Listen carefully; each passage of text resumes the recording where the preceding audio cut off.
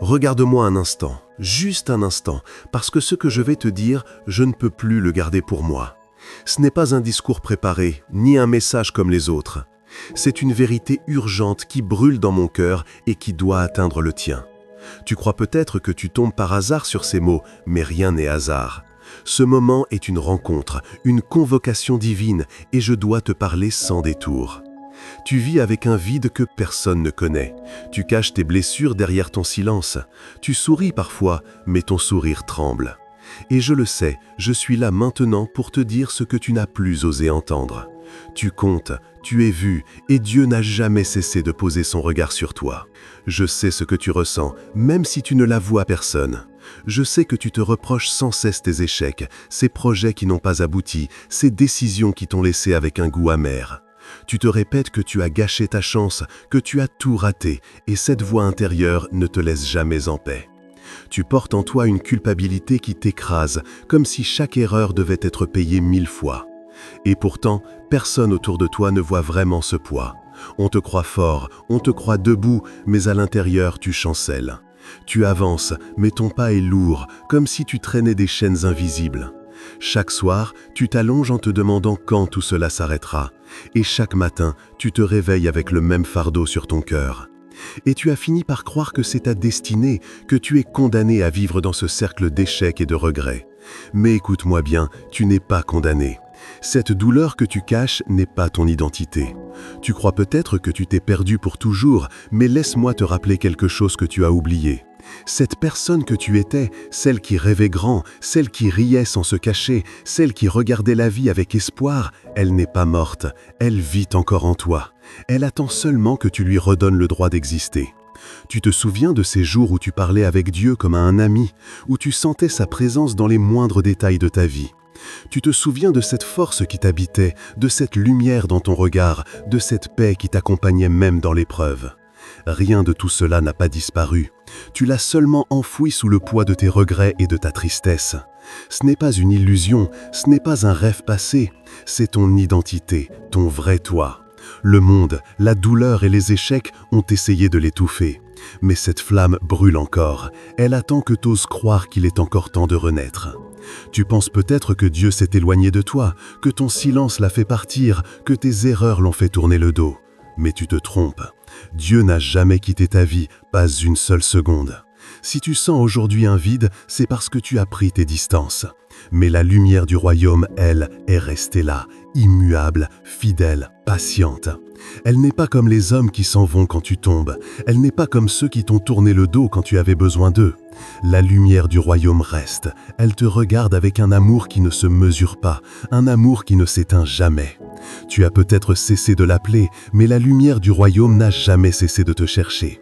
Tu as peut-être cessé de croire, mais la lumière du royaume n'a jamais cessé de croire en toi. Écoute cette vérité, ton éloignement n'a pas effacé sa grâce, ton silence n'a pas étouffé sa voix. Dieu t'aime d'un amour éternel, et cet amour est là, maintenant, en train de t'entourer à travers ses paroles. Tu ne t'en rends peut-être pas compte, mais tu es devenu ton propre juge, ton propre bourreau. Tu te parles avec une dureté que tu n'oserais jamais utiliser envers ton pire ennemi. Chaque jour, tu te rappelles ce que tu as raté. Chaque nuit, tu rejoues les scènes où tu crois avoir échoué. Mais combien de temps encore vas-tu continuer à te flageller? Crois-moi, ce n'est pas Dieu qui te condamne, c'est toi. La lumière du royaume t'offre son pardon, mais toi, tu refuses de te le donner à toi-même. Tu penses que tu ne le mérites pas, alors tu portes ta faute comme une chaîne. Mais le Christ est mort justement pour briser cette chaîne. Tu dois apprendre à te pardonner. Pardonne-toi tes erreurs, pardonne-toi tes échecs, pardonne-toi de ne pas être parfait. Personne ne l'est et personne ne te demande de l'être. Pardonne-toi et libère ton cœur, parce que tu ne pourras jamais avancer tant que tu continueras à vivre sous ce poids. Le pardon de Dieu est déjà acquis, il attend seulement que tu t'accordes ce même pardon. Tu as gardé trop de choses en toi. Tu as serré les dents, tu as fait semblant d'être fort, tu as joué ton rôle pour ne pas inquiéter les autres. Mais au fond, tu sais que ce masque t'étouffe. Il est temps de laisser sortir ce que tu retiens depuis trop longtemps. Pleure si tu dois pleurer, crie si tu dois crier. Mets des mots sur cette douleur qui t'a rongé en silence. Tu n'as pas à avoir honte, ce n'est pas un signe de faiblesse, c'est un signe de guérison. Et surtout, comprends bien ceci, tu n'as pas été créé pour porter ce poids tout seul. Dieu t'a donné des épaules, mais il ne t'a jamais demandé de porter la croix de ta vie sans son aide. Laisse tomber ce fardeau, accepte que d'autres t'aident, permets à ceux qui t'aiment d'être là pour toi, et plus encore, reviens à Dieu. Reviens vers celui qui est ton refuge, ton abri dans la tempête, ton ami fidèle quand tout le monde disparaît. Tu n'es pas seul, tu ne l'as jamais été et tu ne le seras jamais. Écoute-moi bien, ce que tu vis aujourd'hui n'est pas la fin. Ce n'est pas ton dernier chapitre. C'est un passage, une vallée. Mais au bout de cette vallée, il y a une lumière qui t'attend. Tu ne resteras pas toujours là où tu es maintenant. Tu vas renaître. Tu vas retrouver le sourire que tu croyais perdu. Tu vas entendre à nouveau le son de ton propre rire. Et tu sentiras ton cœur battre avec une joie que tu pensais éteinte. Dieu n'a pas terminé avec toi. Au contraire, il veut écrire une nouvelle histoire dans ta vie. Il veut transformer tes larmes en force, tes blessures en témoignages, ton désert en source d'eau vive. Et ce message que tu entends n'est pas une coïncidence. C'est la preuve que Dieu veut te relever, que ce qu'il prépare pour toi dépasse ce que tu imagines. Bientôt, tu verras le ciel s'ouvrir au-dessus de toi, et tu comprendras pourquoi il fallait traverser cette nuit. La douleur n'a pas le dernier mot. C'est la vie, c'est l'amour de Dieu qui a le dernier mot. Et ce dernier mot, c'est renaissance. Alors maintenant, laisse ces mots t'envelopper comme un bras qui se tend vers toi. Tu n'es pas seul, tu ne l'as jamais été et tu ne le seras jamais. Dans ce moment précis, ressens-le, Dieu t'entoure. La lumière du royaume te serre contre elle. Elle couvre ton cœur blessé de son amour. Et même si nous ne nous connaissons pas, sache une chose, je suis avec toi, je prie pour toi, je veux ton bien. Vois ce message comme une étreinte invisible, comme un rappel que tu comptes, que tu es précieux, précieuse et que ta vie a encore un sens. Tes larmes d'aujourd'hui ne sont pas une fin, elles sont le commencement de ta guérison. Ne doute pas de ton avenir, ne doute pas de la puissance de Dieu. Tu es aimé, tu es attendu, tu es destiné à briller encore. Alors relève la tête et crois-le, le meilleur est devant toi. Si ces paroles ont touché ton cœur, si tu as senti tes larmes couler ou un poids se lever en toi, sache que ce n'était pas une simple émotion. C'était Dieu en train d'ouvrir ton cœur, de préparer ton âme à recevoir sa vérité. Parce que les larmes lavent, elles purifient, elles préparent un terrain nouveau. Et maintenant que ton cœur est ouvert, il est temps d'aller plus loin. Il est temps d'écouter l'enseignement que le Seigneur a pour toi. Un enseignement profond qui va t'aider non seulement à te relever, mais à marcher avec assurance, à grandir dans la lumière du royaume et à vivre une transformation durable. Ce que tu as ressenti n'était que le commencement. Ce qui vient maintenant, c'est la révélation. La Bible dit dans le psaume 34, « L'Éternel est près de ceux qui ont le cœur brisé, et il sauve ceux qui ont l'esprit abattu. » Tu viens de le vivre, ce verset est pour toi. Car si tu as senti ton cœur s'ouvrir, si tu as ressenti une paix nouvelle malgré tes larmes, c'est la preuve que Dieu est tout près de toi en ce moment. Et je veux t'annoncer quelque chose de grand. Ce que tu vis n'est pas une fin, mais un appel à revenir vers Dieu, à comprendre son amour et à marcher dans une vie renouvelée. Dans ce message, nous allons plonger ensemble dans la profondeur de la parole. Et tu vas découvrir comment Dieu agit, même dans ton silence. Comment il transforme ta douleur en force et comment tu peux aujourd'hui poser des actes concrets pour renaître dans la lumière du royaume. Et avant d'aller plus loin, écris en commentaire « Seigneur, je crois que tu es proche de mon cœur brisé ». Car cette déclaration sera ton premier pas de foi aujourd'hui. Reste avec moi, parce que la révélation que tu vas entendre peut marquer un tournant dans toute ton existence.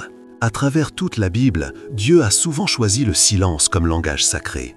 Joseph enfermé dans une prison injuste, Job plongé dans la douleur sans explication, Jésus lui-même face à la croix, criant « Mon Dieu, pourquoi m'as-tu abandonné ?» Ce silence n'était pas un oubli, mais un mystère. Dans Lamentations chapitre 3 verset 26, il est écrit « Il est bon d'attendre en silence le secours de l'Éternel ».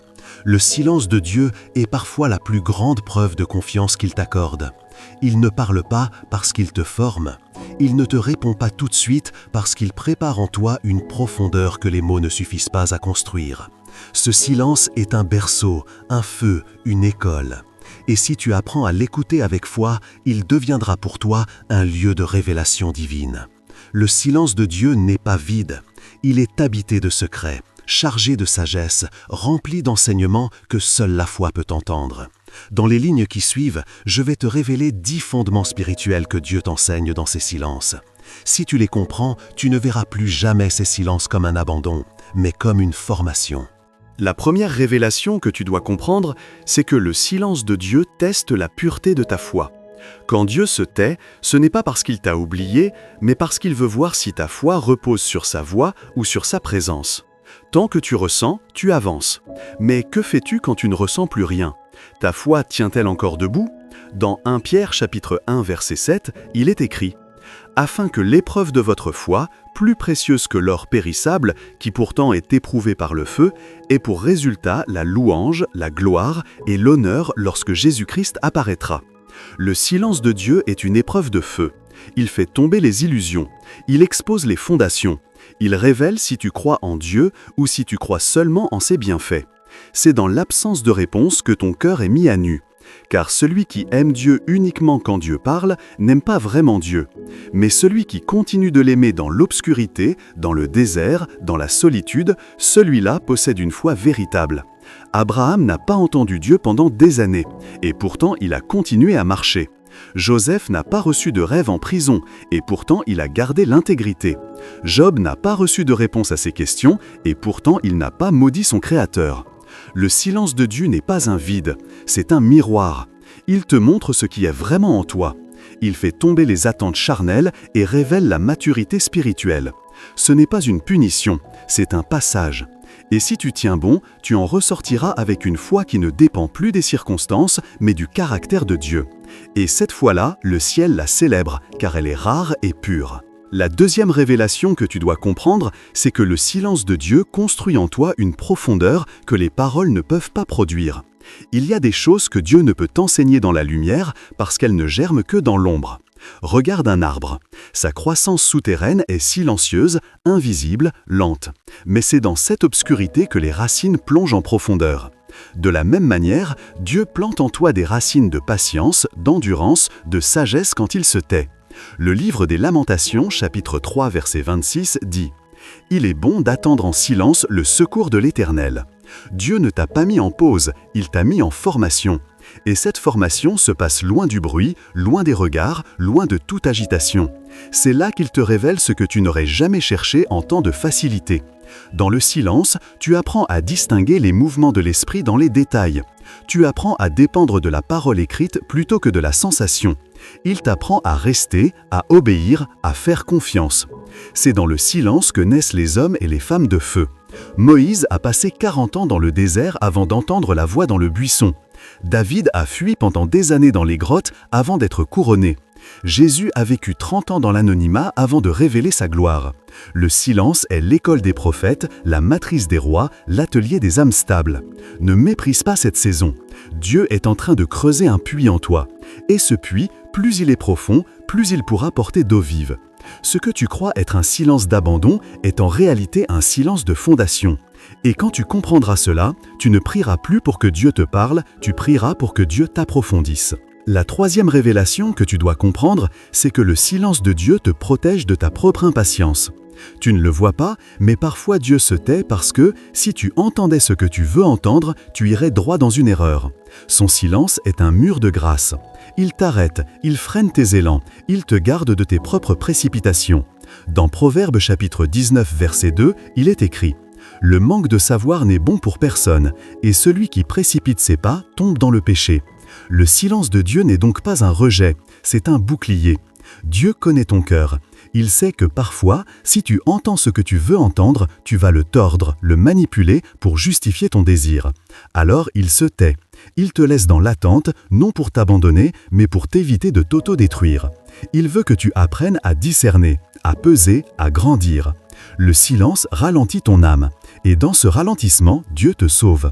Tu te plains qu'il ne te répond pas. Mais que ferais-tu si sa réponse allait à l'encontre de ce que tu as déjà décidé dans ton cœur? Tu n'es pas prêt, et il le sait. Alors il se tait, pour t'obliger à te confronter à toi-même. Le silence révèle les zones où tu cherches ta volonté déguisée en prière. Il arrache les couches superficielles et t'emmène dans l'honnêteté spirituelle. C'est dur, mais c'est salutaire, parce que Dieu préfère te frustrer aujourd'hui que te perdre demain.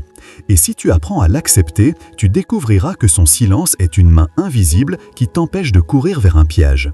Garde cette parole. Dieu ne se tait jamais pour te blesser, il se tait pour te préserver. La quatrième révélation que tu dois comprendre, c'est que le silence de Dieu développe en toi l'écoute intérieure.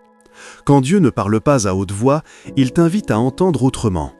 Il te pousse à chercher sa voix dans sa parole, dans ton esprit, dans les signes invisibles qu'il sème sur ton chemin. Le silence extérieur ouvre la voie à l'écoute intérieure. Dans Jean chapitre 10, verset 27, Jésus dit « Mes brebis entendent ma voix, je les connais et elles me suivent. » Mais comment reconnaîtras-tu cette voix si tu n'as jamais été obligé de la chercher sans bruit? Dieu se tait parfois pour que tu descendes en toi. Il veut que tu apprennes à le reconnaître non dans le tonnerre, mais dans le murmure. Comme Élie dans la grotte, Dieu n'était pas dans le feu ni dans le tremblement, mais dans le souffle doux et léger. Cette école du silence forme en toi une sensibilité spirituelle qui dépasse les émotions. Tu n'attends plus que Dieu parle, tu apprends à l'écouter. Tu discernes une paix qui confirme, un trouble qui alerte, une lumière subtile dans un verset, une impression persistante dans la prière. Le silence de Dieu devient alors un langage subtil, et cette capacité à entendre dedans devient ta plus grande arme dans les temps de confusion. Ne dis plus « Dieu ne me parle pas », dis plutôt « Seigneur, apprends-moi à entendre comme un disciple », car c'est dans l'absence de voix que naît la vraie oreille. Et une fois qu'elle est formée, elle ne se trompe plus. Elle reconnaît l'esprit, elle discerne les saisons, elle distingue la vérité. Le silence de Dieu est l'école de l'écoute, et ceux qui acceptent d'y rester deviennent des porteurs de direction pour toute une génération. La cinquième révélation que tu dois comprendre, c'est que le silence de Dieu te détache des idoles cachées. Parfois, Dieu se tait pour que tu réalises que tu t'es attaché à ce qu'il t'a donné au lieu de t'attacher à lui. Tu as fait d'une bénédiction une dépendance, tu as fait d'une réponse une condition. Et Dieu, dans sa sagesse, se retire pour briser ce lien invisible. Il ne veut pas être un outil dans ta vie, il veut être ton seul fondement. Dans Exode chapitre 20, verset 3, il est écrit « Tu n'auras pas d'autre Dieu devant ma face ». Le silence de Dieu expose les faux dieux. Quand il se tait, tu découvres ce que tu crains vraiment, ce que tu recherches vraiment, ce que tu refuses de perdre. Et parfois, cette révélation fait mal, mais elle est nécessaire, parce que tant que ton cœur est divisé, tu ne pourras pas porter l'onction qu'il veut te confier. Dieu veut des cœurs entiers. Il veut que tu l'aimes, même sans réponse, même sans miracle, même sans sensation. Il veut que tu reviennes à lui non pour ce qu'il peut faire, mais pour qui il est. Et s'il faut passer par le silence pour briser l'idolâtrie, alors il choisira cette voie. Le silence, dans ce cas, est une chirurgie spirituelle. Il coupe, il sépare, il guérit. Et si tu laisses Dieu faire, tu ressortiras de cette saison avec un cœur purifié, recentré, renouvelé. Ce que tu croyais être une punition était en réalité une délivrance. Dieu ne se tait pas parce qu'il ne t'aime plus. Il se tait parce qu'il veut te libérer de tout ce qui te vole sa place. La sixième révélation que tu dois comprendre, c'est que le silence de Dieu prépare en toi une autorité que le bruit ne produit pas. Il y a des niveaux spirituels que tu ne peux atteindre qu'en traversant des saisons où tu dois marcher sans appui humain, sans encouragement visible, sans direction claire. Ces saisons sont dures, mais elles construisent en toi une stature spirituelle. Moïse a dû vivre 40 ans dans le désert de Madian, seul avec lui-même, avant d'être capable d'affronter Pharaon. Ce n'est pas dans le tumulte du palais qu'il a reçu son autorité, mais dans le silence du désert. C'est là que Dieu l'a formé. Dans Isaïe chapitre 30, verset 15, il est écrit « C'est dans le calme et la confiance que sera votre force ». Le silence accepté avec foi devient une forge divine. Il façonne ta voix, ton discernement, ta stabilité. Il t'enseigne à parler au nom de Dieu, non selon l'émotion, mais selon la vérité. Le monde spirituel reconnaît ceux qui ont été travaillés dans le silence. Leur voix porte, même quand elle est douce. Leur prière touche, même quand elle est simple. Leur vie respire l'autorité de celui qui a appris à écouter Dieu en secret. Si tu veux avoir du poids dans l'esprit, tu dois accepter d'être creusé en profondeur. Le silence te rend solide, il te retire les mots vides, les raisonnements humains, les réactions impulsives. Il t'apprend à attendre, à observer, à bénir même sans voir, à avancer même sans ressentir. Et dans cette stabilité silencieuse naît une autorité qui ne dépend pas des hommes, mais de l'intimité réelle avec Dieu. Tu ne seras plus une voix agitée, tu deviendras une voix qui porte le ciel. Le silence de Dieu est le creuset invisible de ceux qu'il prépare pour de grandes responsabilités spirituelles. Ceux qui l'acceptent deviennent des colonnes dans le royaume. La 7e révélation que tu dois comprendre, c'est que le silence de Dieu te pousse à redécouvrir la puissance de la parole écrite. Trop souvent, nous cherchons des voix nouvelles, des signes visibles, des sensations fortes, et nous négligeons l'écriture, cette source inépuisable par laquelle Dieu parle encore aujourd'hui. Lorsque Dieu se tait dans ton esprit, il crie souvent dans ses versets. Il attend que tu ouvres ta Bible, pas seulement pour la lire, mais pour l'écouter. Dans Matthieu chapitre 4, verset 4, Jésus dit « L'homme ne vivra pas de pain seulement, mais de toute parole qui sort de la bouche de Dieu. » Ce silence te rééduque. Il t'apprend que Dieu ne parle pas toujours dans l'émotion, mais dans la méditation. Il t'enseigne que l'Esprit Saint peut faire jaillir une parole fraîche d'un verset ancien. Il veut que tu comprennes que la vérité n'a pas toujours besoin d'un rêve ou d'une vision pour être puissante. Elle vit déjà dans les lignes sacrées. Quand Dieu se tait, il te pousse à te nourrir à la racine, à creuser les Écritures comme on creuse un puits. Tu y découvriras des réponses que tu ne trouveras pas ailleurs. Tu y verras des reflets de ta propre vie. Tu y sentiras une paix qui dépasse les circonstances. Ce silence devient alors un appel à l'approfondissement biblique. Dieu veut que tu ne sois pas seulement un auditeur des messages, mais un chercheur de sa vérité. Il veut que sa parole devienne ta base, ton repère, ton épée. Car viendront des temps où tu n'auras ni voix ni confirmation extérieure, mais ce que tu auras retenu dans l'Écriture deviendra ta boussole. Le silence de Dieu te reconnecte à l'essentiel. Il t'oblige à revenir à ce qui est déjà écrit, à ce qui ne change pas, à ce qui te forme de l'intérieur. Si tu prends au sérieux cette invitation, tu ressortiras de ce silence enraciné, éclairé, affermi. La 9e révélation que tu dois comprendre, c'est que le silence de Dieu t'oblige à sonder ton cœur avec honnêteté. Quand Dieu ne répond pas, il t'oblige à te poser des questions que tu évitais jusqu'ici. Il t'invite à l'introspection, pas pour te condamner, mais pour te purifier. Dans Psaume 66, verset 18, il est écrit « Si j'avais conçu l'iniquité dans mon cœur, le Seigneur ne m'aurait pas exaucé. » Le silence de Dieu t'invite à regarder à l'intérieur. Y a-t-il un pardon que tu refuses d'accorder? Une voix que tu sais mauvaise mais que tu justifies? Une idolâtrie subtile? Un orgueil non confessé? Dieu n'est pas un distributeur de réponses, il est un père, et parfois un père se tait pour que son enfant réfléchisse. Ce silence n'est pas là pour te détruire, mais pour t'éclairer. Il crée un espace sacré où tu peux faire le point, poser les bonnes questions, identifier les blocages spirituels.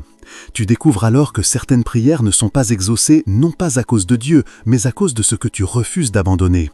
Le silence devient un miroir, et si tu as le courage de le regarder, il t'amènera à la repentance, à la confession, à la guérison intérieure.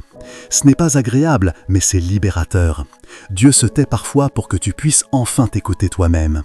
Et dans ce silence, si tu t'humilies, si tu reviens à lui, si tu mets en ordre ce qui doit l'être, alors la voix reviendra et elle sera plus claire que jamais. Ne fuis pas ce silence, embrasse-le, parce qu'il est l'espace où ton cœur peut enfin rencontrer la vérité sans bruit.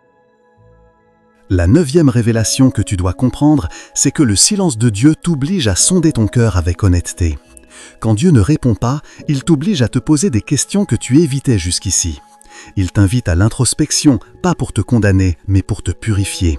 Dans Psaume 66, verset 18, il est écrit « Si j'avais conçu l'iniquité dans mon cœur, le Seigneur ne m'aurait pas exaucé. » Le silence de Dieu t'invite à regarder à l'intérieur.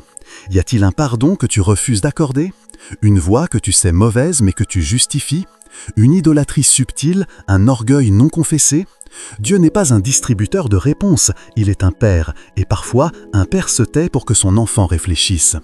Ce silence n'est pas là pour te détruire, mais pour t'éclairer. Il crée un espace sacré où tu peux faire le point, poser les bonnes questions, identifier les blocages spirituels. Tu découvres alors que certaines prières ne sont pas exaucées non pas à cause de Dieu, mais à cause de ce que tu refuses d'abandonner. Le silence devient un miroir, et si tu as le courage de le regarder, il t'amènera à la repentance, à la confession, à la guérison intérieure. Ce n'est pas agréable, mais c'est libérateur. Dieu se tait parfois pour que tu puisses enfin t'écouter toi-même. Et dans ce silence, si tu t'humilies, si tu reviens à lui, si tu mets en ordre ce qui doit l'être, alors la voix reviendra et elle sera plus claire que jamais. Ne fuis pas ce silence, embrasse-le, parce qu'il est l'espace où ton cœur peut enfin rencontrer la vérité sans bruit. La 9e révélation que tu dois comprendre, c'est que le silence de Dieu t'enseigne la persévérance qui plaît au ciel. Nous vivons dans une génération pressée qui veut des réponses rapides, des percées instantanées, des miracles immédiats. Mais le royaume de Dieu ne fonctionne pas comme un service express. Il fonctionne selon le rythme de l'éternité. Et parfois Dieu se tait longtemps, pas pour t'épuiser, mais pour t'apprendre à tenir. Dans Hébreux chapitre 10, verset 36, il est écrit « Car vous avez besoin de persévérance, afin qu'après avoir accompli la volonté de Dieu, vous obteniez ce qu'il vous est promis. » Le silence devient une école de l'endurance. Tu apprends à prier sans preuve, à continuer sans motivation, à aimer sans récompense visible. Et c'est là que ton cœur se purifie, parce que tu ne fais plus les choses pour obtenir, mais parce que tu aimes. Le ciel regarde ceux qui persévèrent dans le silence. Le ciel récompense ceux qui ne se détournent pas quand la route devient longue. La persévérance que Dieu cherche n'est pas spectaculaire, elle est cachée, discrète, fidèle. Et c'est dans le silence qu'elle naît. C'est dans l'attente prolongée que ton oui devient profond, que ton engagement devient solide, que ta fidélité devient vraie. Dieu veut que tu sois stable, pas seulement passionné. Et pour cela, il utilise le silence comme un poids qui renforce ton âme. Ne méprise pas cette épreuve, elle produit en toi une force que rien ne pourra plus briser. La 10e révélation que tu dois comprendre, c'est que le silence de Dieu précède souvent une visitation divine. Avant chaque nouvelle dimension, il y a un silence. Avant chaque percée, un vide. Avant chaque révélation, un calme troublant. C'est le schéma du ciel. Avant que Dieu n'apparaisse à Moïse dans le buisson ardent, il s'est tu pendant 40 années. Avant que Jésus ne commence son ministère public, il a vécu dans l'ombre, sans miracle, sans voix céleste, sans manifestation visible. Et toi, tu vis peut-être ce même schéma. Tu sens que quelque chose se prépare, mais tout est calme. Tu es frustré, mais Dieu est en mouvement. Tu pleures, mais le ciel est en silence. Ce n'est pas une absence, c'est une gestation. Dans Habacuc chapitre 2 verset 3, il est écrit « Car une prophétie dont le temps est déjà fixé marche vers son terme, et elle ne mentira pas. Si elle tarde, attends-la, car elle s'accomplira certainement. » Le silence est la preuve que Dieu est en train d'aligner le ciel et la terre. Il te cache pour mieux te révéler, il te vide pour mieux te remplir, il te fait taire pour que sa voix, quand elle reviendra, prenne toute la place. Si tu vis un grand silence, attends-toi à une grande visitation. Ne bouge pas, ne fuis pas, reste à genoux. Car très bientôt, celui qui se tait va parler, et quand il parlera, ta vie entière changera. Écris en commentaire « Seigneur, je ne crains plus ton silence, j'y attends ta gloire. » Tu as vu comment Dieu travaille en silence, mais maintenant laisse-moi t'emmener encore plus loin. Il existe des vérités profondes cachées dans les Écritures que peu discernent tant qu'ils ne sont pas brisées. Ces révélations sont comme des clés pour ceux qui veulent comprendre le cœur de Dieu dans les saisons où tout semble figé. La première vérité que tu dois recevoir, c'est que Dieu ne parle pas toujours parce qu'il t'a déjà tout dit. Tu continues de chercher des confirmations, tu veux des signes, tu supplies pour une parole claire, mais tu refuses de bouger avec ce qu'il t'a déjà donné. Le silence que tu entends est souvent la voix de Dieu qui dit « Je t'ai déjà parlé, maintenant obéis ». Tu veux qu'il répète, qu'il insiste, qu'il te rassure, mais il veut que tu marches par la foi, pas par la répétition. Dans Luc chapitre 16, verset 31, Abraham répond à l'homme riche en disant « S'ils n'écoutent pas Moïse et les prophètes, ils ne se laisseront pas persuader même si quelqu'un ressuscite d'entre les morts. » Cela veut dire que, si tu n'obéis pas à ce que Dieu t'a déjà dit, tu n'obéiras pas plus à une nouvelle révélation. Son silence est une mise à l'épreuve. Vas-tu rester dans l'attente passive ou vas-tu poser des actes avec ceux qu'il t'a déjà confiés ? Parfois, Dieu se tait non parce qu'il t'abandonne, mais parce qu'il attend ta réponse. Et tant que tu refuses d'avancer dans l'instruction précédente, la suivante ne viendra pas. Il n'est pas un bavard spirituel, il parle pour transformer, pas pour divertir. Si tu prends au sérieux ce qu'il a déjà déposé dans ton cœur, tu verras que tout est là. Le silence devient alors une lumière qui révèle ta responsabilité. Tu n'as pas besoin d'en entendre plus, tu as besoin d'obéir, et dès que tu te mettras en mouvement, la voix de Dieu redeviendra claire, non pas pour te répéter les fondations, mais pour t'emmener plus loin. Le silence est un appel au courage, lève-toi, avance, et tu verras que ce que tu croyais être une absence était en fait un passage. La deuxième vérité que tu dois recevoir, c'est que Dieu utilise le silence pour briser la dépendance émotionnelle. Tu as appris à chercher Dieu quand tu le ressens, quand tu pleures, quand tu es bouleversé.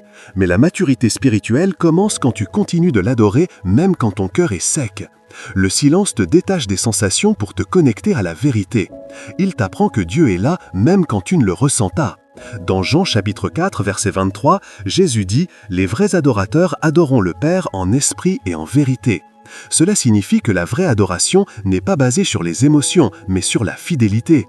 Le silence te force à passer de l'émotion à la conviction. Il te montre que ton engagement envers Dieu ne doit pas dépendre de ce que tu ressens, mais de ce que tu crois.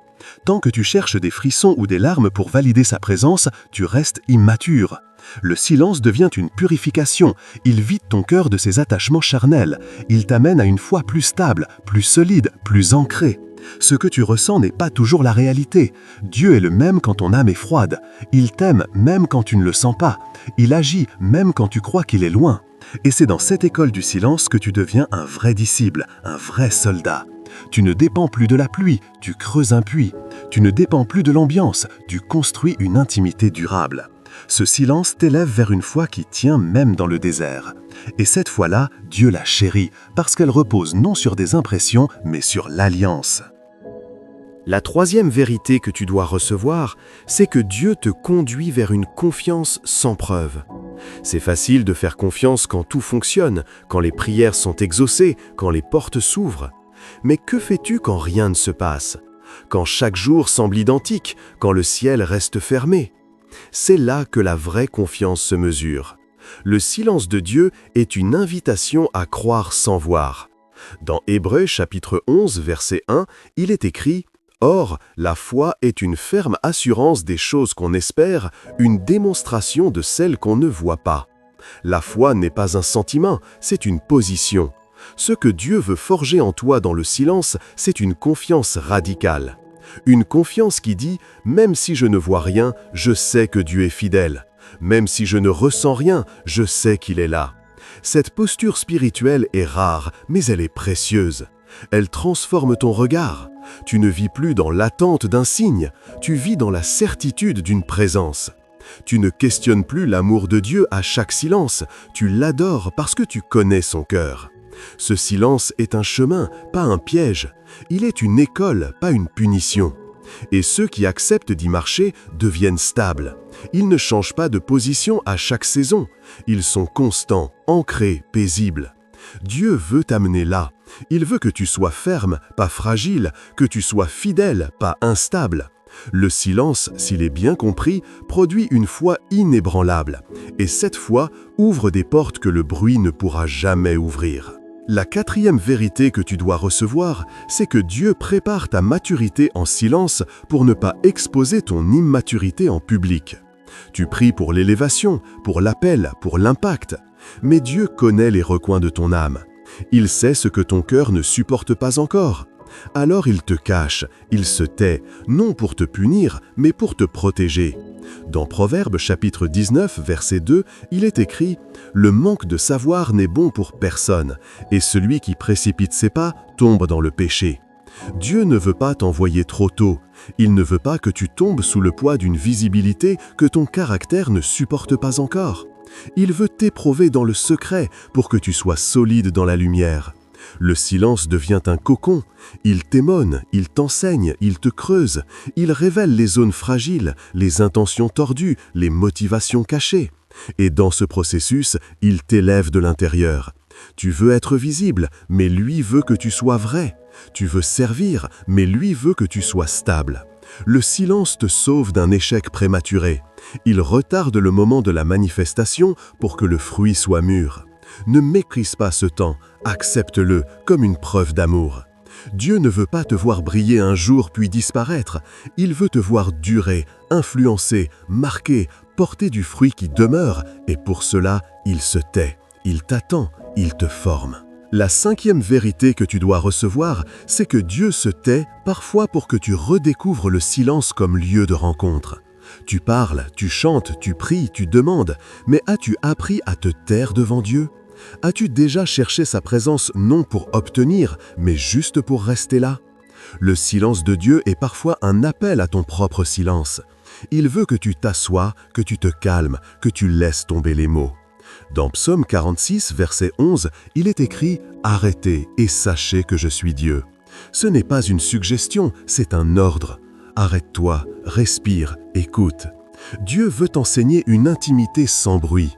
Il veut que tu apprennes à rester sans parler, à ressentir sans courir, à écouter sans t'agiter. Ce silence devient alors un lieu saint. Il devient une chambre secrète, un jardin d'intérieur, un moment suspendu. Et dans cet espace, Dieu dépose des choses profondes.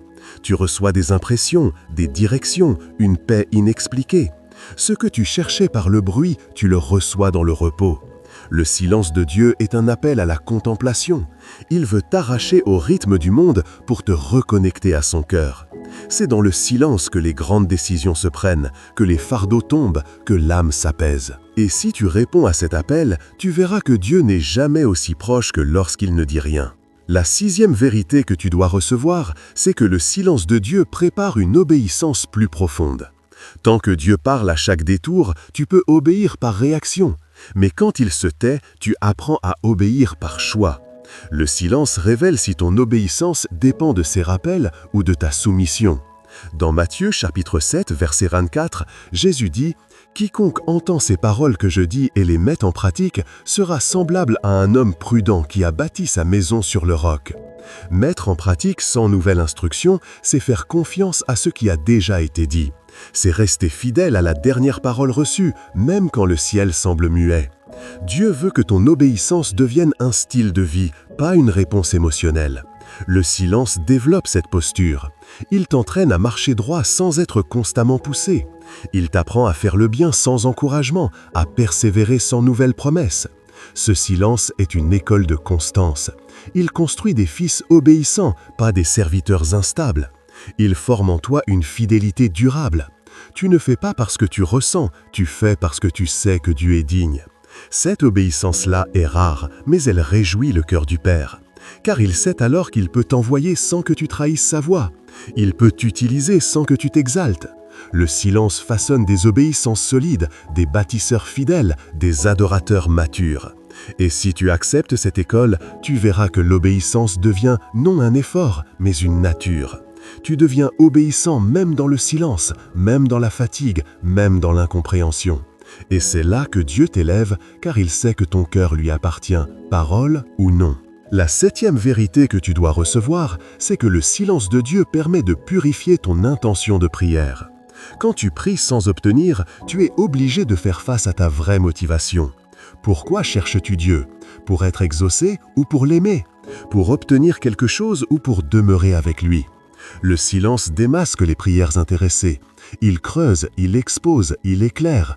Dans Jacques chapitre 4, verset 3, il est écrit « Vous demandez et vous ne recevez pas parce que vous demandez mal, dans le but de satisfaire vos passions. » Dieu ne répond pas toujours parce qu'il veut t'enseigner à prier avec un cœur pur. Il veut que tu apprennes à demander selon sa volonté, pas selon ton désir. Et ce silence devient un filtre. Il t'oblige à réévaluer, à ajuster, à t'humilier. Il t'apprend à désirer ce que Dieu désire, à prier pour l'essentiel, pas pour le spectacle, à chercher sa face, pas juste sa main. Ce silence sanctifie ta prière. Il la rend plus sobre, plus droite, plus alignée. Et petit à petit, tu découvres que ce que tu croyais vouloir n'était pas toujours ce dont tu avais besoin. Dieu t'enseigne, mais pendant ce temps, il transforme ton cœur. Il forme en toi un intercesseur, pas un mendiant. Il façonne une prière alignée au ciel. Et quand la prière devient pure, la réponse vient avec puissance. Ce silence n'est donc pas un refus, c'est un ajustement. Il t'apprend à prier non pour manipuler Dieu, mais pour marcher avec lui. Et cela change tout. La 8e vérité que tu dois recevoir, c'est que le silence de Dieu te confronte à ta résistance au changement. Tu veux entendre une nouvelle parole, mais tu refuses d'abandonner les anciennes habitudes. Tu demandes une direction, mais ton cœur reste attaché à son confort. Alors, Dieu se tait. Non parce qu'il n'a rien à dire, mais parce qu'il ne veut pas te parler pour rien. Dans Ézéchiel chapitre 14, verset 4, il est écrit « Je leur répondrai moi-même selon la multitude de leurs idoles. Cela veut dire que si tu cherches Dieu avec un cœur divisé, tu risques d'entendre ta propre volonté déguisée en réponse divine. Le silence devient alors une alerte. Il t'arrête, il t'oblige à te regarder en face. Dieu veut que tu changes, pas que tu ressentes, que tu obéisses, pas que tu consommes. Le silence devient une frontière entre l'ancien toi et le nouveau que Dieu attend. Et tant que tu refuses de lâcher ce qu'il t'a demandé d'abandonner, tu resteras dans le brouillard. Ce n'est pas Dieu qui bloque, c'est ta résistance. Il ne parle plus parce que tu n'écoutes pas. Et quand enfin tu lâcheras prise, quand tu feras tomber les excuses, quand tu accepteras de mourir à toi-même, alors sa voix jaillira de nouveau. Ce silence n'est pas un rejet, c'est une invitation. Dieu attend que tu bouges, que tu changes, que tu t'alignes. Il ne parle pas pour t'occuper, il parle pour te transformer. Et tant que tu refuses d'être transformé, il attend dans le silence. La 9e vérité que tu dois recevoir, c'est que le silence de Dieu est une réponse à ta saturation. Tu as trop entendu, trop cherché, trop écouté, mais sans jamais digérer. Tu as multiplié les messages, les prophéties, les vidéos, mais ton cœur reste vide. Dieu se tait parce qu'il sait que tu n'as pas encore honoré ce qu'il t'a déjà confié. Dans Hébreux chapitre 5, verset 11, il est dit « Nous avons beaucoup à dire là-dessus et des choses difficiles à expliquer, parce que vous êtes devenus lents à comprendre. Tu veux plus, mais tu n'as pas valorisé ce que tu as déjà reçu. » Le silence devient alors une coupure salutaire. Dieu arrête le flot pour t'inviter à la méditation. Il veut que tu t'arrêtes, que tu relises, que tu creuses, que tu assimiles.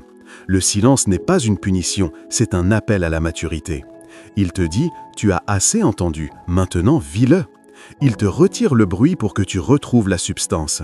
Il coupe le flux pour que tu redécouvres l'essentiel.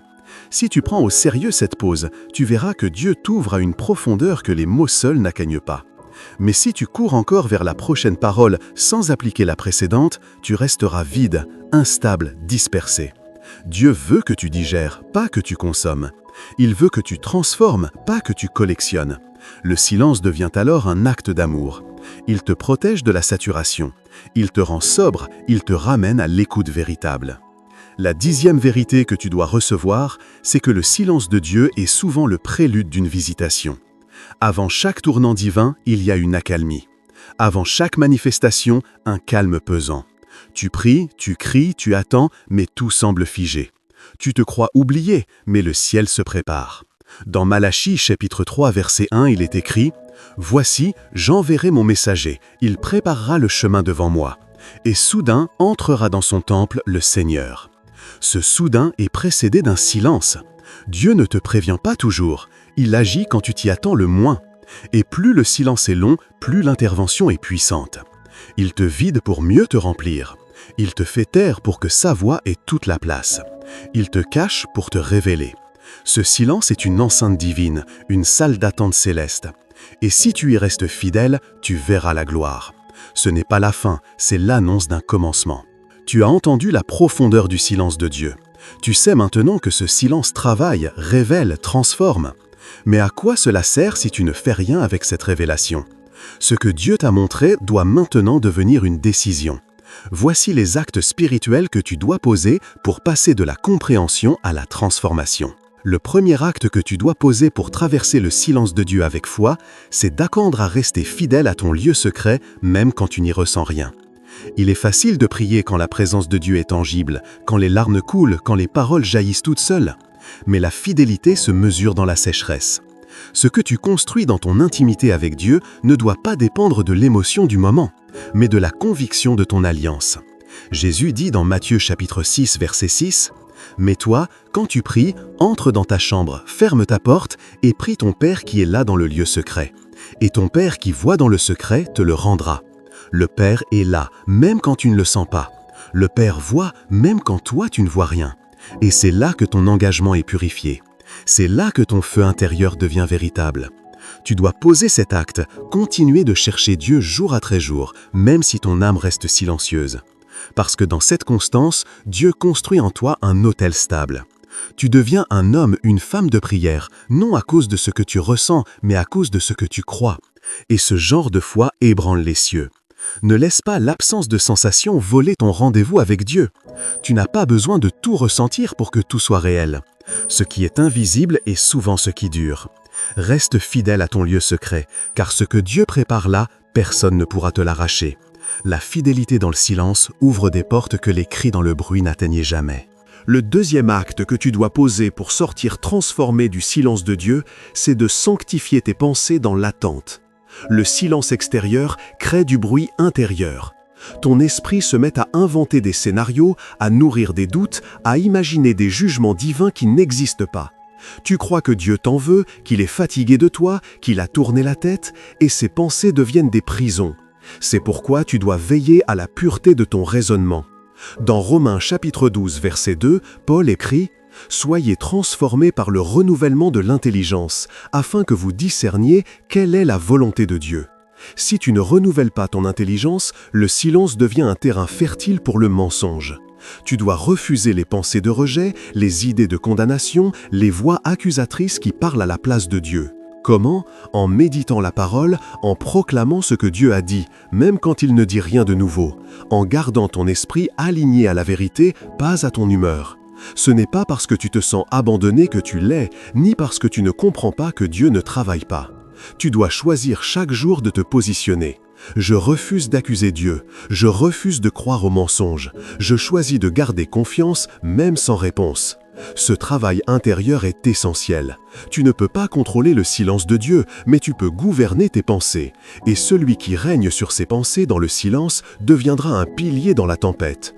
Dieu ne veut pas seulement que tu survives à ce silence, il veut que tu en ressortes plus fort, plus lucide, plus ancré. Et cela commence par une pensée sanctifiée. Le troisième acte que tu dois poser pour traverser cette saison, c'est d'honorer Dieu même quand tu n'as rien à offrir que ton silence. Trop souvent, nous pensons que l'adoration se manifeste uniquement par les chants, les paroles, les élans visibles. Mais parfois, la plus grande offrande que tu puisses faire à Dieu, c'est ton silence respectueux.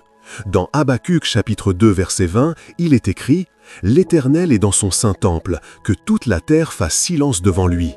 Il y a un silence sacré, un silence d'adoration, un silence de soumission. Tu ne viens pas pour exiger, ni pour t'expliquer, mais simplement pour être là, présent, offert, humble. Ce silence devient un parfum. C'est la reconnaissance que Dieu est Dieu, même quand tu ne le comprends pas. C'est une louange plus haute que les chants, plus profonde que les mots. C'est un acte de foi pure. Et ce silence, Dieu l'honore. Il le reçoit comme une preuve de maturité. Quand tu ne sais plus quoi dire, ne quitte pas sa présence. Reste, tais-toi, pleure si tu dois pleurer, mais reste là. Car dans ce silence, ton esprit se réajuste, ton cœur s'incline, ton âme apprend à se reposer. Et ce repos devient une force. Ne cherche pas à remplir le silence par des formules ou des rituels. Offre-le à Dieu. Que ton silence devienne prière, que ton immobilité devienne confiance. Et tu verras que, dans cette posture, le ciel se penche doucement, sans bruit. L'adoration dans le silence touche Dieu d'une manière que le tumulte ne pourra jamais atteindre. Honore-le, même sans mots. Le quatrième acte que tu dois poser dans cette traversée, c'est de bénir au lieu de murmurer. L'une des plus grandes tentations dans le silence de Dieu, c'est la plainte. Tu regardes les autres avancer, tu vois les bénédictions tomber ailleurs, tu entends les témoignages, mais toi, tu n'as rien. Et ton cœur commence à gronder. Tu te compares, tu te sens oublié, tu penses que Dieu fait des préférences. Mais le murmure ferme le ciel. Dans Nombre chapitre 14 verset 29, Dieu dit au peuple d'Israël « Vos cadavres tomberont dans ce désert, vous qui avez murmuré contre moi. » Le silence de Dieu n'est pas l'espace pour l'accusation, c'est l'espace pour la bénédiction. Même si tu ne vois rien, bénis. Même si tu n'as rien reçu, loue. Même si ton cœur est sec, glorifie. Cela te garde vivant, cela protège ton cœur, cela attire la faveur de Dieu. Car le ciel se souvient de ceux qui bénissent dans le désert. Job a tout perdu, mais il a dit « L'Éternel a donné, l'Éternel a repris, que le nom de l'Éternel soit béni. » Et le ciel s'est levé pour lui. Choisis cette voie. Quand la bouche se ferme pour murmurer, ouvre-la pour louer.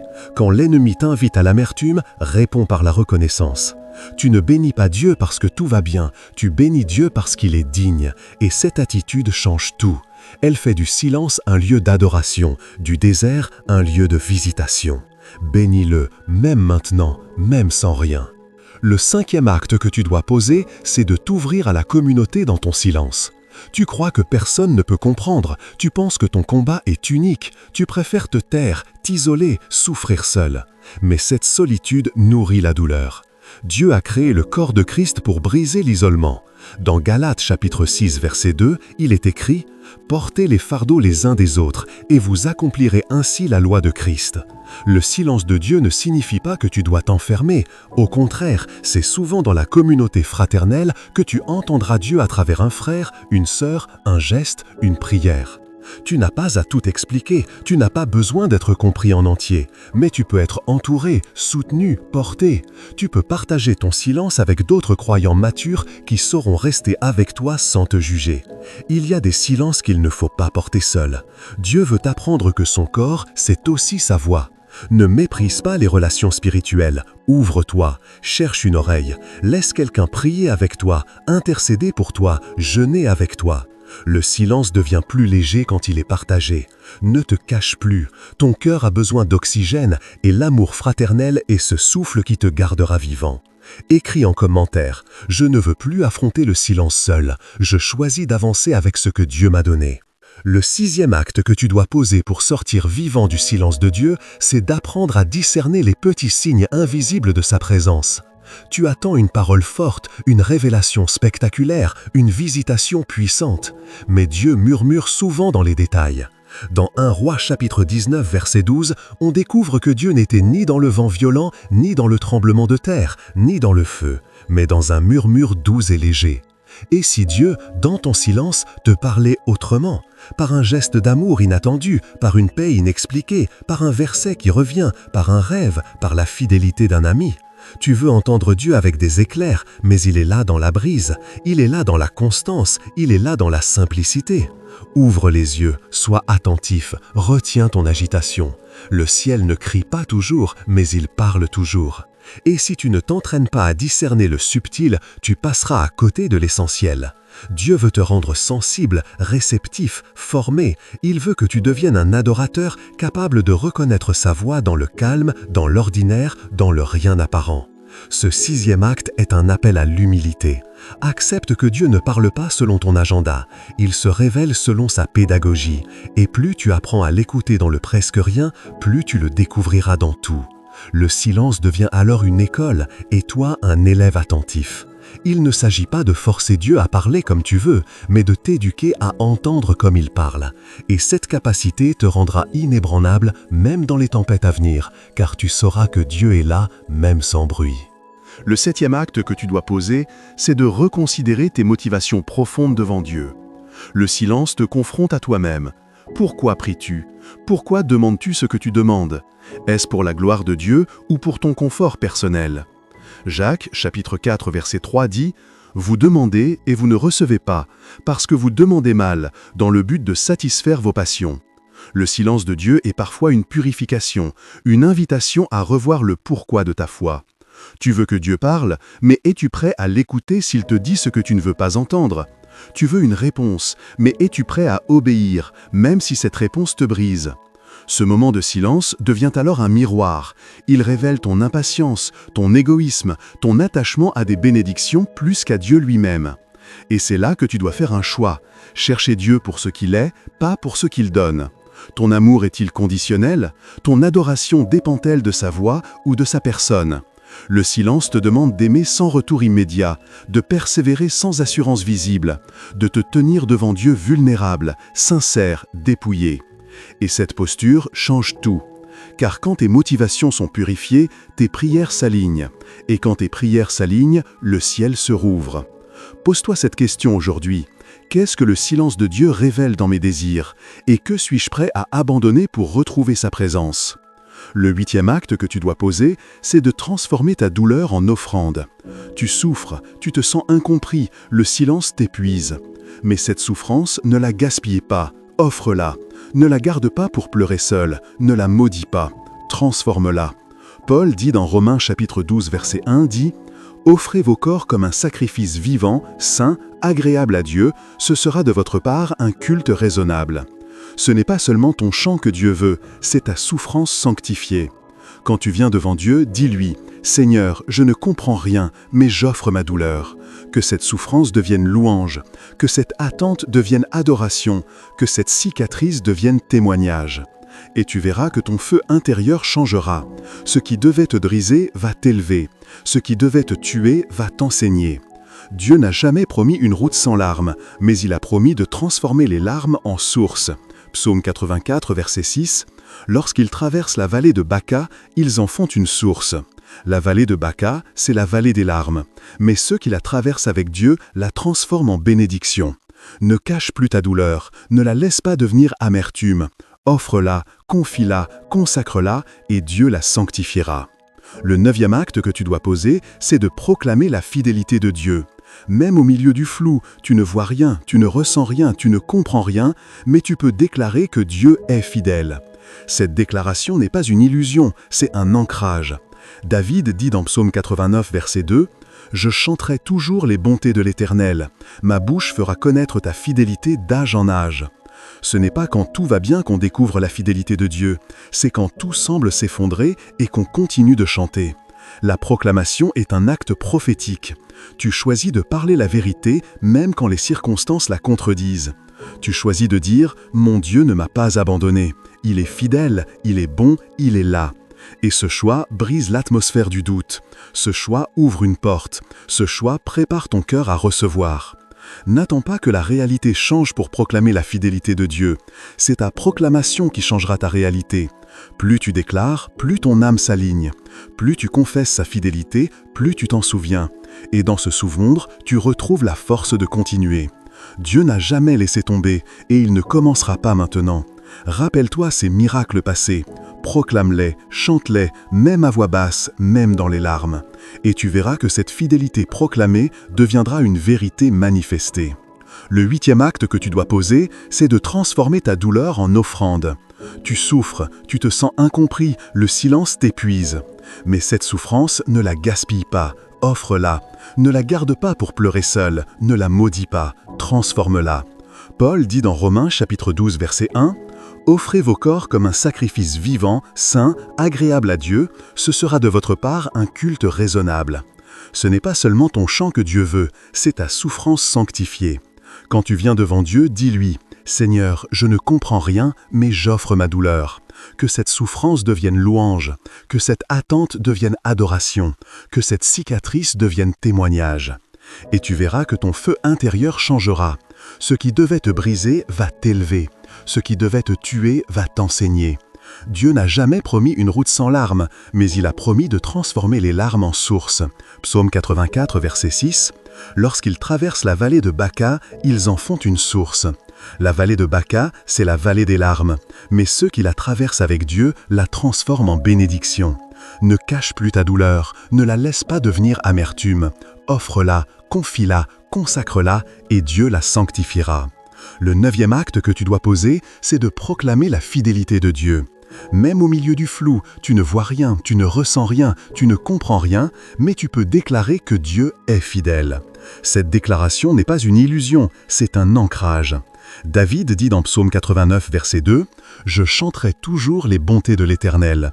Ma bouche fera connaître ta fidélité d'âge en âge. » Ce n'est pas quand tout va bien qu'on découvre la fidélité de Dieu, c'est quand tout semble s'effondrer et qu'on continue de chanter. La proclamation est un acte prophétique. Tu choisis de parler la vérité même quand les circonstances la contredisent. Tu choisis de dire « Mon Dieu ne m'a pas abandonné. Il est fidèle, il est bon, il est là. » Et ce choix brise l'atmosphère du doute. Ce choix ouvre une porte. Ce choix prépare ton cœur à recevoir. N'attends pas que la réalité change pour proclamer la fidélité de Dieu. C'est ta proclamation qui changera ta réalité. Plus tu déclares, plus ton âme s'aligne. Plus tu confesses sa fidélité, plus tu t'en souviens. Et dans ce souvenir, tu retrouves la force de continuer. Dieu ne t'a jamais laissé tomber, et il ne commencera pas maintenant. Rappelle-toi ces miracles passés, proclame-les, chante-les, même à voix basse, même dans les larmes. Et tu verras que cette fidélité proclamée deviendra une vérité manifestée. Le 10e acte que tu dois poser, c'est de rester en mouvement même sans direction claire. Tu veux que Dieu te parle avant d'agir. Tu veux une parole spécifique, une confirmation, un plan détaillé. Mais parfois, Dieu veut que tu avances dans la confiance. Proverbe chapitre 3 versets 5 à 6 dit « Confie-toi en l'Éternel de tout ton cœur, et ne t'appuie pas sur ta sagesse. Reconnais-le dans toutes tes voies, et il aplanira tes sentiers. » Tu dois reconnaître Dieu, pas forcément attendre qu'il te parle à chaque pas. Il y a des saisons où Dieu teste ta capacité à marcher par foi, pas par vision. Ne reste pas figé dans l'attente d'un signe. Fais ce que tu sais déjà être juste. Continue de servir, continue d'aimer, continue de semer. Le silence de Dieu n'est pas une excuse pour l'immobilisme, c'est un appel à la maturité. Tu n'es plus un enfant qui attend chaque instruction. Tu es un fils, une fille qui connaît le cœur du Père. Et tu avances même dans le brouillard, car tu sais que Dieu n'abandonne jamais ceux qui le cherchent sincèrement. Marche, même lentement, même avec incertitude, mais marche. Et à chaque pas, Dieu rectifiera, il guidera, il ouvrira, car ta foi en mouvement attire la faveur. Ce n'est pas la clarté qui produit la foi, c'est la foi qui produit la clarté. Alors lève-toi, même sans carte, avance, même sans GPS. Dieu sera là à chaque détour. Ce que tu vis en silence aujourd'hui n'est pas sans témoin dans le ciel, car même les épreuves les plus silencieuses ont un écho dans le cœur du Dieu. Pour que tu comprennes la sagesse divine cachée dans ces moments d'absence apparente, écoute attentivement cette parabole inspirée d'en haut, transmise pour nourrir ta foi. Il y avait dans un royaume reculé un jeune homme du nom d'Élian, fervent serviteur du roi céleste. Dès son enfance, il avait entendu parler du sculpteur invisible qui façonnait les âmes choisies pour les grandes missions. On disait que ce que le sculpteur prenait entre ses mains disparaissait un temps, puis revenait transformé, portant une lumière que nul ne pouvait éteindre. Élian priait avec ferveur. « Sculpteur du ciel, prends-moi, façonne-moi, prépare-moi pour ta gloire. » Et un matin, alors que le soleil était encore couché, il sentit un froid inexplicable l'envahir. Tout ce qui nourrissait sa foi sembla s'éteindre. Plus de voix, plus de direction, plus d'assurance. Le silence, le vide. Au début, il cria, jeûna, pleura. Il pensait qu'il avait fauté, qu'il était rejeté. Mais le silence se prolongea. Les autres le regardaient comme un abandonné. Même les anciens ne comprenaient pas ce qui lui arrivait. Mais lui, au fond, continuait à espérer. « Tu m'as pris entre tes mains, n'est-ce pas, sculpteur ?» Dans la solitude de ce désert, Élian sentit des coups invisibles frapper son âme. Un à un, le sculpteur cassait ses ambitions cachées, ses jugements secrets, son besoin de reconnaissance. Il mettait à nu ses faiblesses, ses blessures, ses masques. Et chaque nuit, alors qu'Élian s'endormait en larmes, une lumière imperceptible grandissait en lui. Il ne la voyait pas encore, mais le ciel, lui, voyait déjà la forme de l'œuvre. Au bout de plusieurs saisons, alors que tout le monde l'avait oublié, le roi céleste descendit dans le sanctuaire secret d'Élian. Il posa sa main sur son cœur et dit « Tu as tenu sans bruit, tu as persévéré sans signe, tu as aimé sans retour. Maintenant, tu es prêt. » Quand Élian sortit de son désert, rien n'avait changé autour de lui, mais tout avait changé en lui.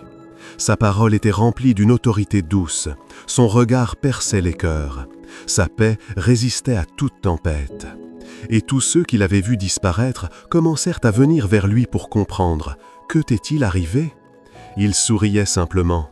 J'ai été entre les mains du sculpteur. Il ne parle pas toujours, mais il agit toujours. La parabole des lions révèle une vérité redoutable. Ce que Dieu façonne dans le silence a plus de valeur que ce qu'il bénit publiquement. Car c'est dans l'ombre que naissent les âmes capables de porter la lumière du royaume. Le silence de Dieu n'est donc pas un abandon, mais un atelier, un feu invisible où l'ego est brisé, où les illusions tombent, où la foi devient solide comme le roc. Comme Élian, tu ne verras peut-être pas tout de suite ce que Dieu construit. Mais si tu restes fidèle, si tu acceptes de te laisser sculpter, même sans comprendre, tu découvriras un jour que tu étais entre ses mains et non dans l'oubli. Car Dieu ne laisse jamais inachevé ce qu'il commence en silence. Et maintenant, écris en commentaire « Je choisis de rester entre les mains du sculpteur, même quand je ne comprends pas ».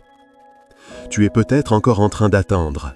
Tu pleures peut-être en silence chaque nuit, te demandant si Dieu t'a oublié, si ton Christ s'est perdu quelque part entre la terre et le ciel. Mais laisse-moi te dire ceci avec toute la force de l'esprit. Le silence de Dieu est habité. Il est intentionnel, il est fécond. Dans chaque silence, Dieu parle autrement. Il façonne ton caractère, fortifie ton cœur, purifie ta foi. Il fait mourir ce qui n'était que façade pour ne laisser subsister que ce qui est inébranlable.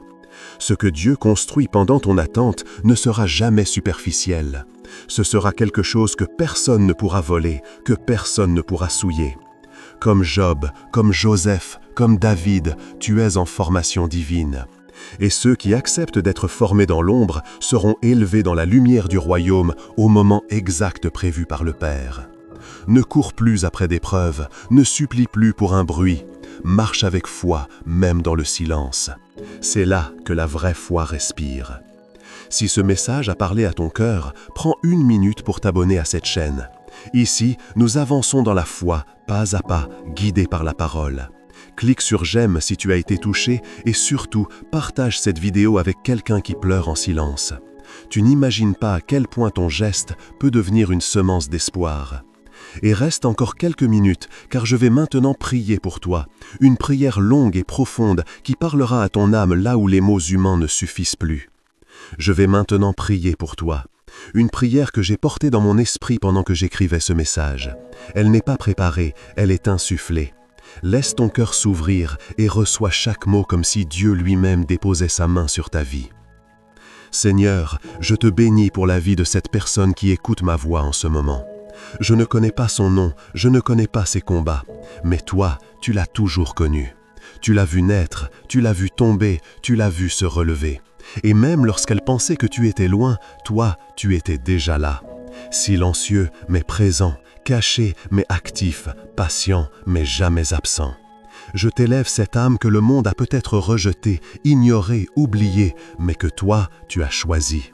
Dès le ventre de sa mère. Tu n'as pas permis qu'elle entende ce message par hasard. Tu as provoqué cette rencontre pour lui rappeler que rien n'est fini, que tout commence avec toi, que même le désert a un langage que seul l'esprit peut interpréter. Seigneur, je te présente ces larmes, celles qu'elle ne montre à personne, celles qui tombent dans l'oreiller la nuit, celles qu'elle ravale pendant la journée pour paraître forte. Viens, Esprit du Dieu vivant, recueillir ces larmes comme un parfum précieux et transforme-les en puissance, en paix, en sagesse, en feu. Qu'aucune douleur ne soit perdue, qu'aucune nuit ne soit inutile. Prends ces silences, ces soupirs, ces mots étouffés et fabrique avec eux un témoignage glorieux que même les anges raconteront. Je te prie, Seigneur, pour sa santé, qu'elle soit restaurée, qu'elle reçoive maintenant dans son corps une visitation douce mais puissante. Que les douleurs disparaissent, que les organes s'alignent, que le sang circule librement, que la tête cesse de peser sous le fardeau des angoisses. Je déclare que ce corps est le temple du Saint-Esprit et que rien de ce qui n'est pas de Dieu n'a le droit de s'y installer. Que les maladies chroniques s'assèchent à la racine, que les diagnostics humains s'inclinent devant le nom de Jésus, que les nuits sans sommeil soient remplacées par un repos céleste. Je te prie, Seigneur, pour ses finances. Seigneur, tu es le Dieu qui pourvoit, non selon nos efforts, mais selon ta richesse infinie. Là où cette personne ne voit que manque, ouvre une source. Là où elle n'a plus d'issue, crée un chemin. S'il y a des dettes, qu'elles soient effacées. S'il y a des portes fermées, qu'elles s'ouvrent surnaturellement. Et surtout, Seigneur, apprends-lui à ne plus inquiéter de demain, mais à chercher d'abord ton royaume, sachant que toutes choses lui seront données en plus. Dépose dans ses mains des idées nouvelles, des connexions divines, des projets qui portent l'empreinte du ciel. Je te prie pour sa famille, que les foyers brisés soient reconstruits, que les cœurs divisés soient recousus par la paix du Christ. Je te prie pour ses enfants s'ils en ont. Protège-les, sanctifie-les, entoure-les d'anges guerriers, qu'aucune influence ténébreuse ne pénètre leur esprit, et s'il ne les a pas encore, qu'ils viennent au temps marqué. Je te prie pour son couple, s'il existe, ou pour la personne que tu as destinée à marcher à ses côtés. Que toute solitude qui pèse soit allégée par ta présence. Que la patience ne se transforme pas en amertume. Rappelle-lui que ce que tu bâtis prend du temps, mais ne s'écroule jamais. Je te prie pour son ministère, même s'il est invisible, même si personne ne le reconnaît, toi tu vois. Fortifie ses mains fatiguées, ranime sa flamme intérieure, qu'il ne s'éteigne pas à cause du rejet, qu'il ne s'éloigne pas à cause du découragement. Relève ses épaules, restaure sa vision. Fais-lui comprendre que son appel est intact, même après les échecs. Utilise ces cicatrices comme porte de témoignage. Qu'ils deviennent un refuge pour ceux qui tombent, une lumière pour ceux qui tâtonnent. Je te prie, Seigneur,